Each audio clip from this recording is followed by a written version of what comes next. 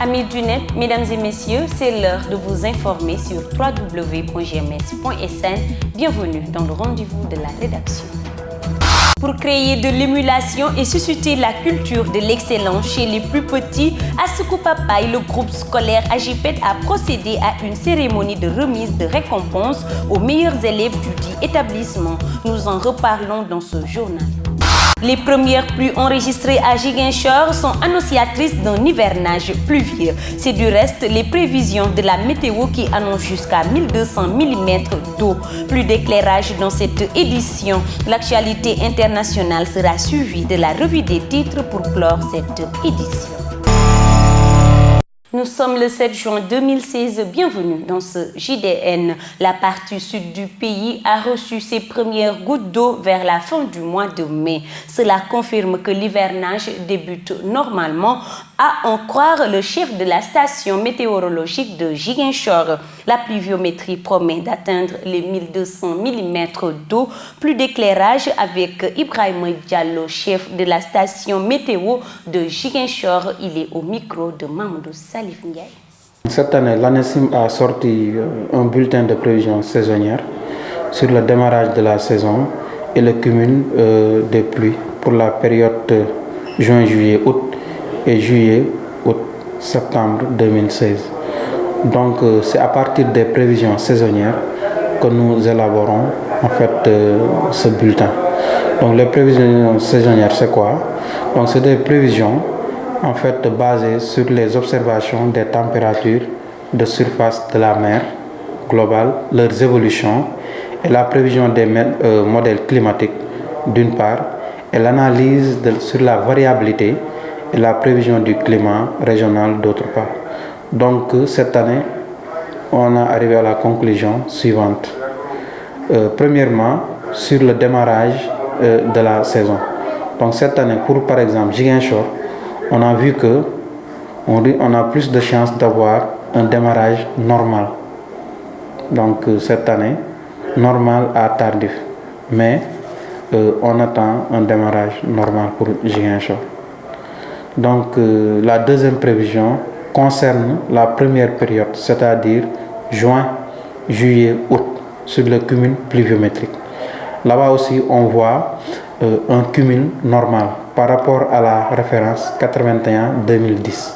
Donc on fait la moyenne 1981 à 2010 et on compare.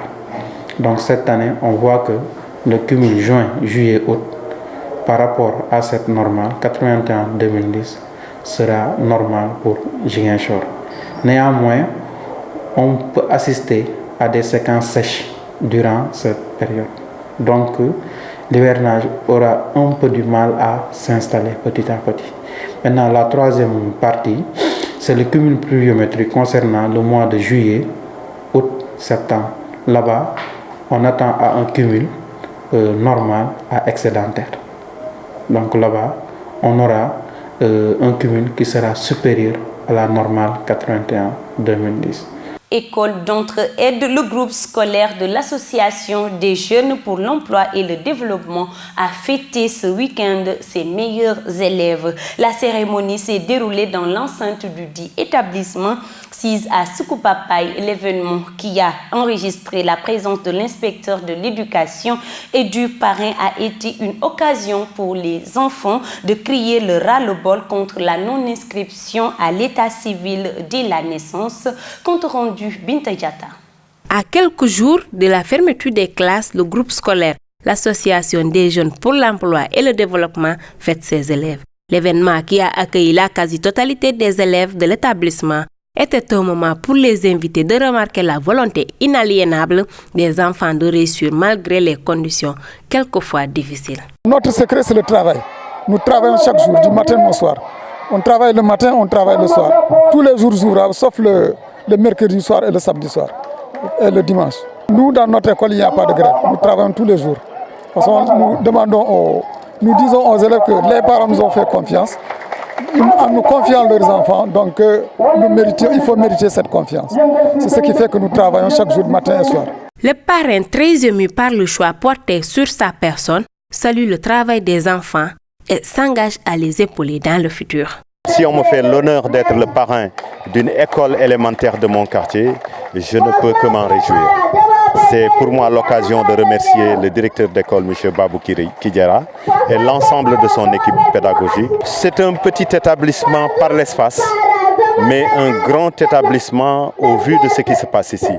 On fera quelque chose d'assez important pour cet établissement. Les élèves qui sont les principaux concernés ont produit un sketch sur l'état civil.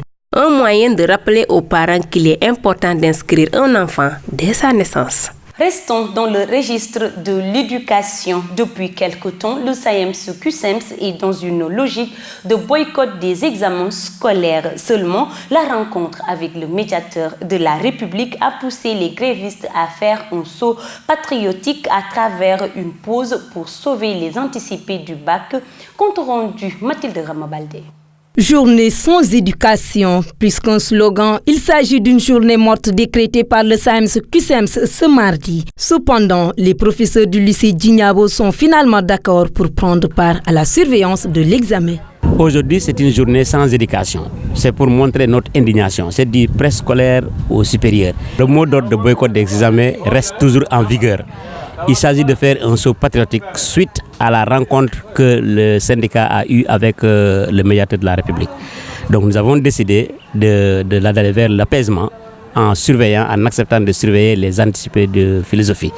C'est ça. Mais nous sommes en train de dérouler notre plan d'action parce que la rétention de notre contenu, le boycott des examens de fin d'année continue. En tout état de cause, les candidats expriment leur joie de passer les examens sans trouble. Pour nous, en ce moment, c'est vraiment une satisfaction parce que tout simplement, on attendait cela de la part de nos professeurs pour que vraiment un dialogue se fasse entre les professeurs et l'État. Oui, je peux dire que je suis soulagé parce qu'on avait vraiment peur de ne pas pouvoir faire l'examen cette année parce que vu les perturbations et vu tout ce qui s'est passé, sincèrement, je dis merci à Allah. Parce que c'est grâce à Dieu que les professeurs ont dû lever le mot d'ordre et décidé de surveiller. Un appel est lancé aux autorités étatiques pour éviter la mise en place des éléments constitutifs d'une crise aux conséquences dramatiques pour le système éducatif. L'actualité hors de nos frontières commence maintenant. Un nouvel attentat à Istanbul fait au moins 2 morts et 8 blessés selon les médias turcs. Il s'est produit en centre-ville dans le quartier de Vesnesiler, près d'une université et de sites touristiques à 1 heure de pointe. L'explosion a eu lieu au passage d'un bus de police. C'est une voiture piégée qui a explosé, sans doute activée à distance par télécommande. Pour l'heure, pas de revendication. La Turquie connaît actuellement une vague d'attentats attribués aux séparatistes kurdes, à l'État islamique et à la gauche radicale.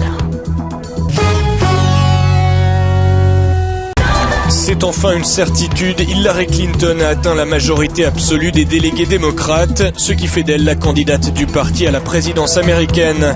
C'est ce qu'affirme l'agence Associated Press qui avance le ralliement décisif de plusieurs superdélégués. Bien que non officielle, cette étude a été reprise par tous les grands médias. À Los Angeles, la veille du dernier Super Tuesday, l'ex-secrétaire d'État n'a pas triomphé pour autant. D'après les informations, nous sommes au seuil d'un moment historique et sans précédent, dit-elle. Mais nous avons encore du travail, n'est-ce pas?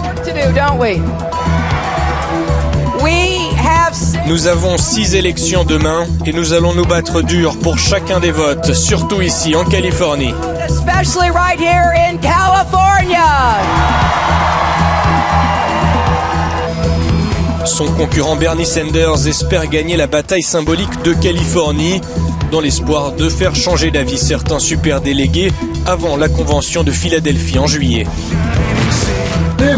Si nous pouvons gagner ici en Californie, dans le Dakota du Sud, le Dakota du Nord, le Montana et le Nouveau-Mexique et faire un bon résultat dans le New Jersey, on arrivera à la convention avec un élan énorme.